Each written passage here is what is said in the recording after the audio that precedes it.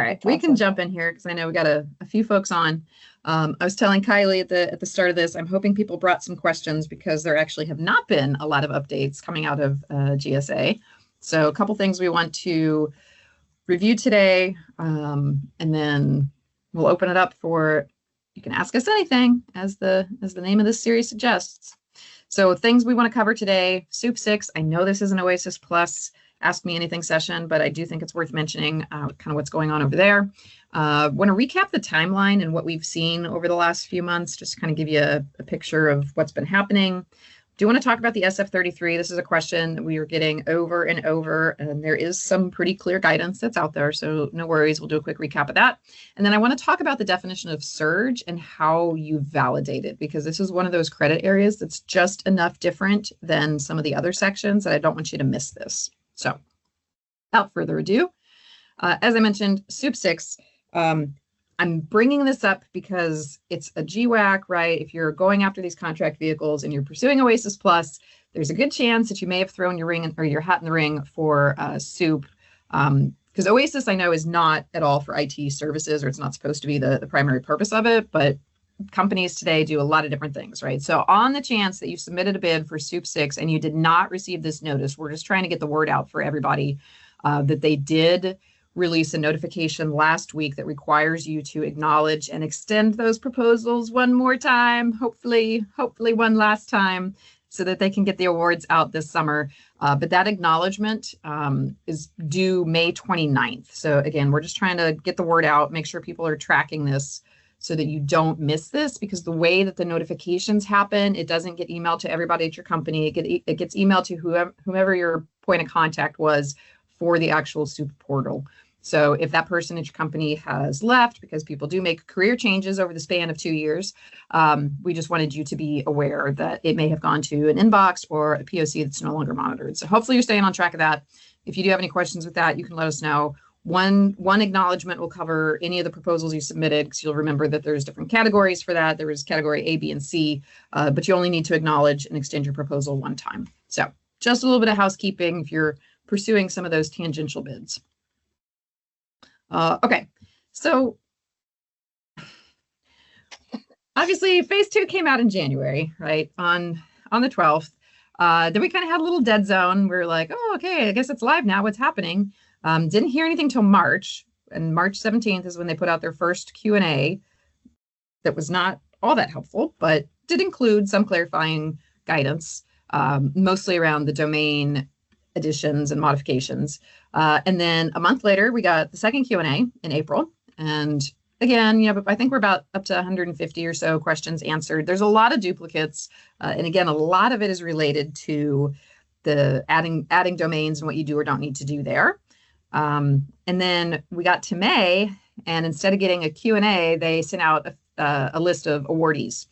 And so it's 120 days from when they opened the phase to when we saw the first set of awardees. And I would expect that that would be about the timeline that they're going to do these evaluations for. So, if you're trying to figure out if this contract is going to be useful to you on the timeline that you need it to, if you 4 months for award. I don't know if they're holding all of them and kind of grading them as they come in and then doing batch announcements. It would seem to go that way, but it's hard to say, right? And I did see a question pop in. I'll get to that total. In just a second. I did want to mention that we are up to about 2,300 total awardees on OASIS Plus. If you take a look at that spreadsheet that they sent out, one of the tabs has everybody who's got an IDIQ, an OASIS Plus IDIQ, and if you pull out the duplicates, you're left with about 2,300 folks. And the breakdown in terms of just domains and IDIQs where those are, so there's about 490 or so on the 8A pool. The small business track has about 1,500 companies on it right now. It's actually pushing close to 1,600. It's at the upper end of that. There's about 440 companies in the woman-owned small business pool, about 460 companies in service-disabled veteran-owned, only about 150 with the Hub Zone IDIQ. And then there's 700 unrestricted companies. Now, you'll notice that those numbers do not add up to the number of total awardees, and that's because the small businesses likely have multiple IDIQs, so they don't get double counted in that amount. So probably a good time to pause and see what people are asking relative to this. I don't know that it was just companies that submitted in January. I do think they probably were able to get through just the people who were waiting for adding the domains, right? Because it's only evaluating the projects. I don't have a more broken down analysis to say like, okay, well, these awardees were existing contractors and the majority of the awards that we saw were extra domains, or if it's totally new bidders. And then I would assume, yes, that some companies, as part of that evaluation, have either gotten a clarification request or maybe not a rejection yet. I don't have any insight, anecdotally or otherwise, on how communicative and receptive GSA has been this go round for corrections, modifications, and whether they're entertaining, little clarifications with the proposals. But I would expect, there's always somebody that goes in charging and maybe is overconfident.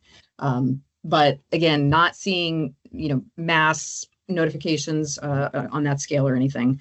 So I would expect that there were some unsuccessful offers or some folks that needed to take some additional action and provide a little bit of additional data. So it's just kind of interesting. If we think that GSA is operating on in an internal calendar, then I would expect mid-month in June we might see another update. We do know that they're working on Amendment 9, right? We know that they have promised some guidance on, hey, here's how we want you to document funding agencies, because it's different than, now that FPDS is gone, now that you're using the SAM record, there's actually a different report. We talked about that on the last Ask Me Anything. We know that there's going to be some guidance on that. Probably we're going to see a marked up SAM record that people can use as a guide, since the FPDS record, again, it's still valid, but fewer and fewer companies are going to have those legacy documents because the system is just not accessible. So, and I would expect there'd be probably some minor clarifications, but it's really interesting. Kiley and I were talking about this, that they're prioritizing getting people on the contract and not answering all the questions. I still have questions pending from January that have not been addressed. So kind of tells you where their head's at just in terms of churning through stuff. They may have a Tiger team working on answers, and it just is a slower response because they want to make sure they're not putting out guidance that tips the apple cart for everybody else who's already submitted, and they're not doing something that creates a gap.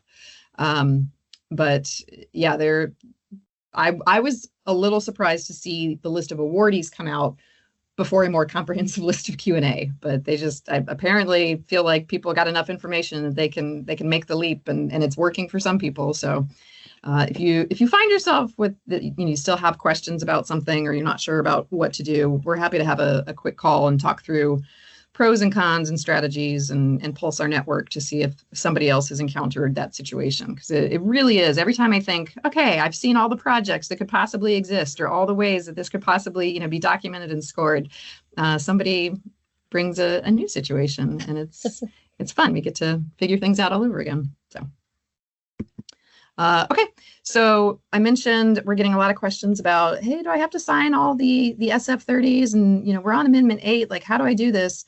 Back in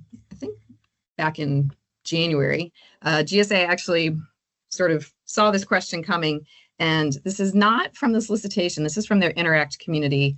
But they did make a post that said, hey, we know we didn't upload the SF33s. We've corrected that. So there is a unique SF33 for each IDIQ that is in the files on sam.gov. And you'll know that because they all have different solicitation numbers.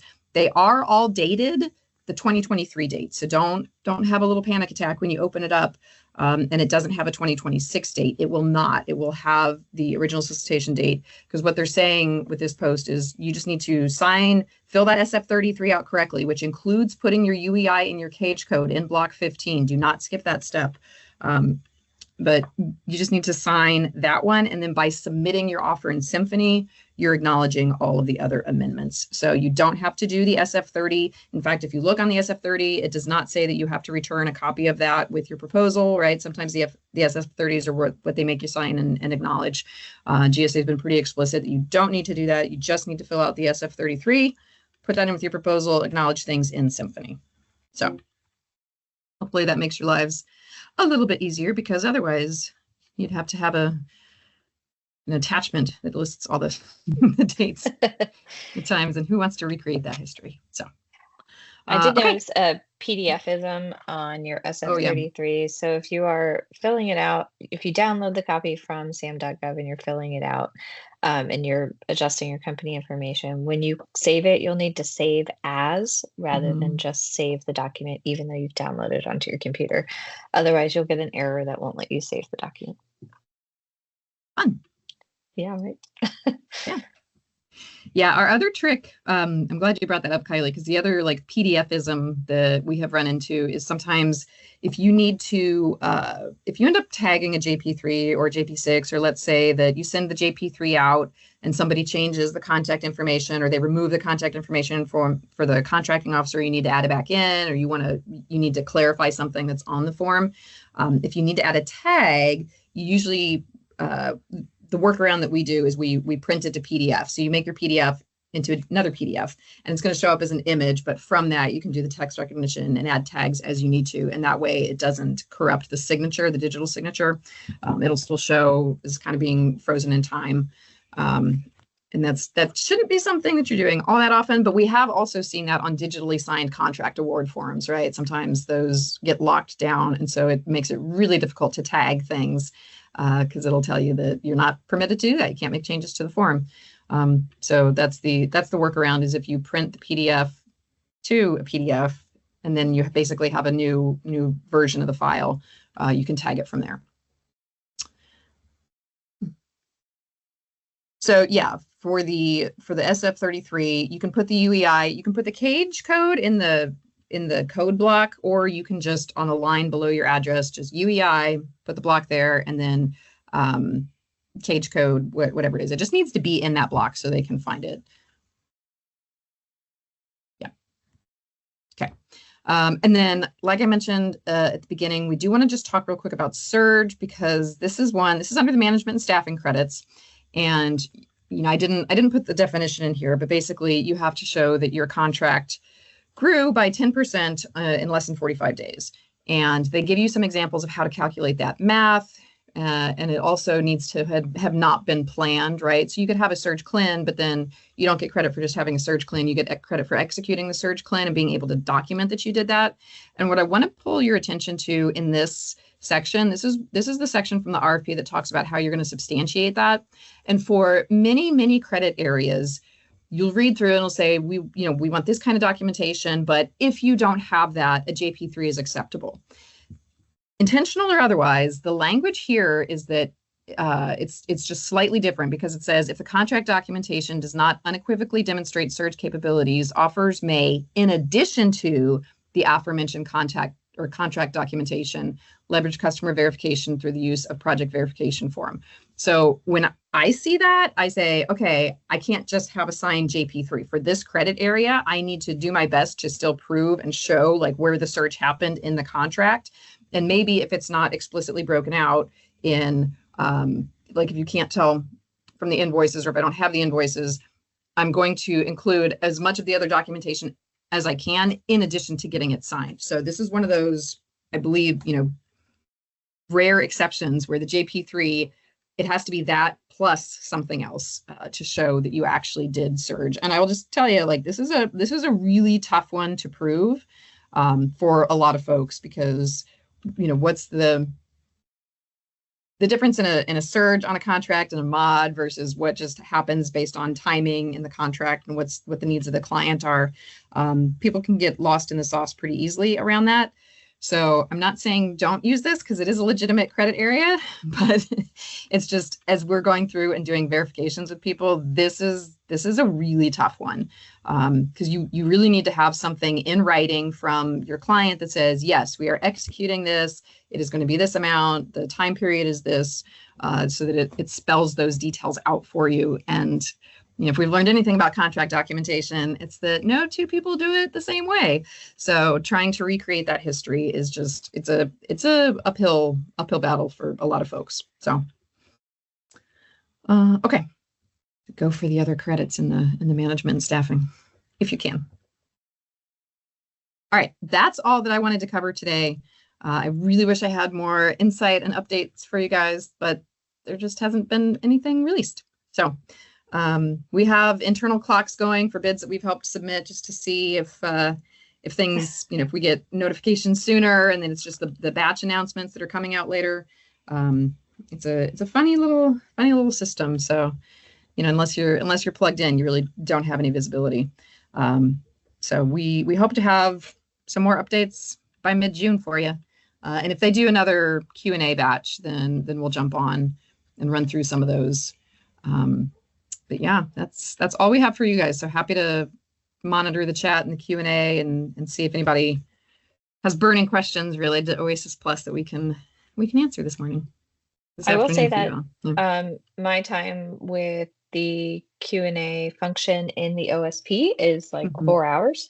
I emailed them a question this morning and they got back to me super fast. So if you do have something in the technology realm of how to submit, or something's not working, or you're getting an error, maybe that's a route that you could take to ask a question besides waiting for the government to answer it formally, because they're pretty fast. And if they don't have an actual answer for you, they will redirect you back to GSA, but they're much faster in terms of answering. Yeah, that's a good point. The Symphony Help Desk is really quick. You'll get the acknowledgement that they've received your question, and then Kiley's response time. I think the most I've ever had to wait is a day, and that's because I'm in an offset time zone.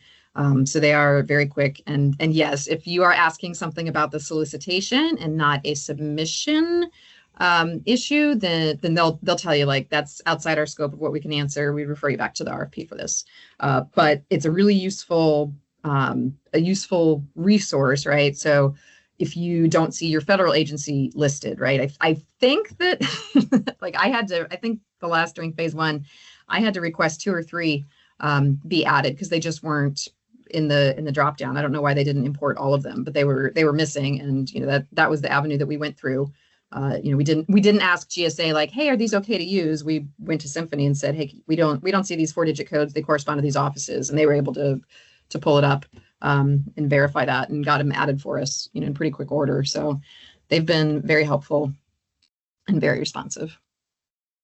Yeah, I even put in my email address wrong, and she went and found you anyway and emailed me anyway. Nice. I was like, wow, that's great customer service. That's an extra effort. Like, goodness gracious. Yeah. And hopefully everybody has converted over to the multi-factor authentication, the Authenticator app, because we're not doing text messages anymore for the logins. I'm still getting text messaging. So for now, we'll see when my account logs. I did all the authentication, but they still text me. Strange. Okay. Awesome. Well, if you do need to reach out to us, I'll put our website, or not our website, our email address. We actually have a dedicated inbox for OASIS Help. It is oasishelp@tridentproposals.com. You send it there. It goes to me. It goes to Kiley. It goes to some of our other super smart folks, and we'll get you an answer back based on whatever nuanced situation you're encountering. So happy to help. Okay. Have a great day.